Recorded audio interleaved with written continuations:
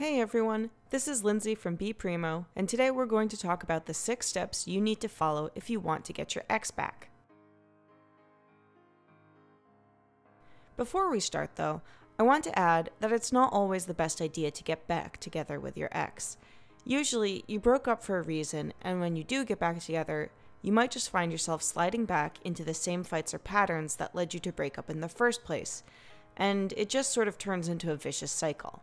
You also can't force someone to love you. There are definitely methods to use to reestablish a connection with your ex and build back trust between each other, but there's no magic potion to make them instantly fall back in love with you. It's going to take work and honest effort. So with that said, if your ex broke up with you and you didn't even see it coming, it can be a pretty tough thing to handle. You might feel abandoned, alone, depressed, maybe even angry. It's only natural that you want to get your ex back, but how can you get them back when they broke up with you? Let's look at it step by step. Step 1. Take a few days for yourself. First, I really suggest that you don't communicate with your ex at all during the initial stages of the breakup, and don't make any big life decisions when you're in such an emotional state. The next couple of days are for you to calm down from the drama of the breakup, gather yourself, and even reflect on whether or not you really want your ex back. This is time for you to just feel hurt and angry and upset without making a fool of yourself by texting or calling at 2 a.m. to tell them how much you miss them or how much they'll regret ever leaving you. The first few days of your breakup are a great time to be antisocial and pull yourself together.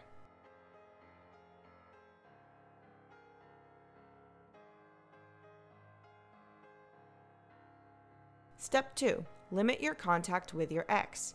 In addition to giving yourself some space, the last thing you want to do is flood your ex with texts, calls, and other messages.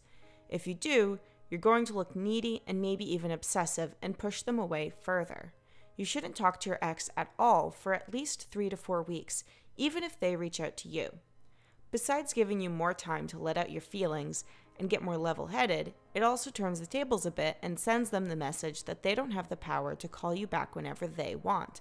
You'll talk to them on your terms. When your ex reaches out to you and you don't respond, they're going to wonder why you didn't text or call them back, and they'll start thinking about you more. Which is why it's especially important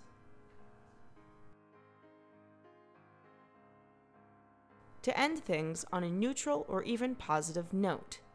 We tend to view our relationships through rose-colored glasses shortly after they end, so you can make that image even rosier if you leave a positive impression right before your no-contact period.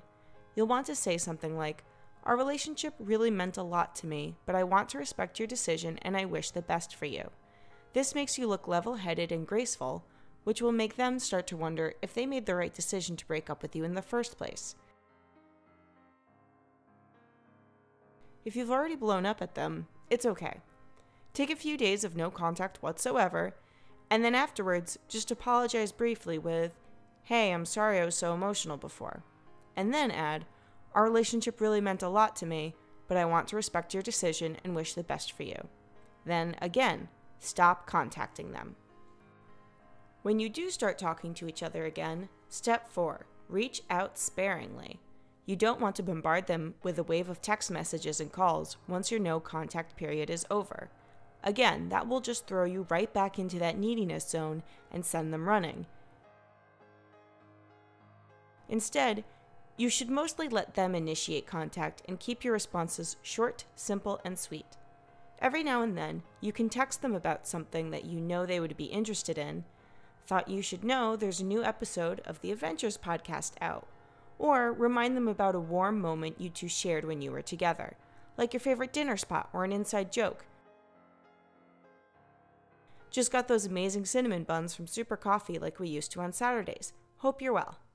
Maybe even ask them, "What was the name of that sushi place we liked so much? I want to take a friend there." Then they'll start to wonder, who is that friend of yours?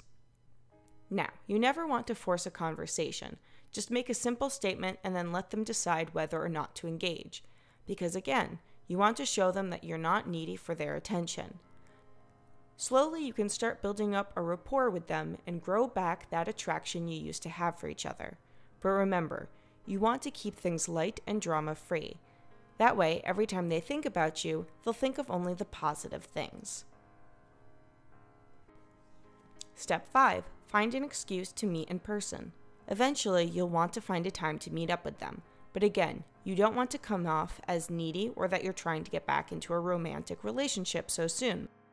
You'll want to have an innocent but legitimate excuse to meet them, like, "Hey, I have to take this exam in a few weeks, and you're always better at math than I was. Would you be willing to meet up for 30 minutes to give me some pointers?" Or, "I'm starting a new project on blank, and I've always found your advice to be the best. Could we meet up for coffee and I can share my ideas? I'd love to hear your thoughts." When you meet up with them, again, you want to show them you're doing well despite the fact that you're broken up, and you're drama-free. This is important to stress because your ex will likely be on the lookout for any signs of neediness and drama from you. So if you can show them that you're confident and positive and actually focused on other things, it'll start to pull them back towards you. If you need ideas for what to talk about when you two meet up, take a look at my video on how to never run out of things to say on a date. And finally, step 6. Remember that these things don't happen overnight. Depending on how bad the breakup was, it may take more or less time to repair things and get back together. Feelings take time to heal, and relationships take time and effort to patch up. But slowly, you two can start to rebuild the relationship you once had, and hopefully even stronger than before. I hope you found this video helpful, and leave a comment below if you have any tips or advice of your own when it comes to getting your ex back. And as always, please like and subscribe.